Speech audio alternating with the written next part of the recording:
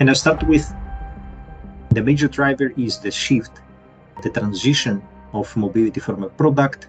For example, most of us own vehicles, cars, so the transition from a mobility from a product to a service. That means utilizing shared mobility, whether this is in the form of ride-hailing, car-sharing, using multimodal transport, connecting ride-hailing with public transport and other business models. Mobility as a service has to provide, on the one hand, is the better utilization of vehicles and the extension of vehicle lifetime, but at the other hand, to be able to provide a better experience. The European market, Western Central Europe, there is in Germany, France, the UK, an increased number of drivers to ride-hailing services, and increased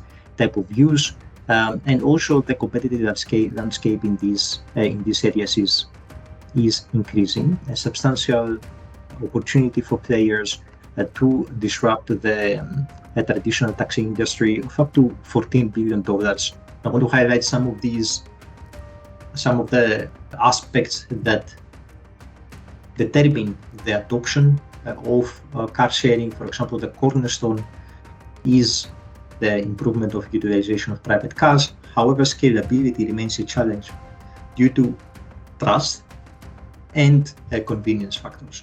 The commercial success for peer-to-peer car sharing varies across major markets. For example, it is not as prominent in China because of the restrictions that exist with the vehicle ownership and different type of licenses. Also because parking availability for these vehicles is very limited. Therefore, consumers tend to use more ride-hailing that does not require parking. Ride-hailing obviously evolves between free-floating or stationary. Car sharing also has specific limitations also in the business models. However, in Germany, we see car sharing being prominent.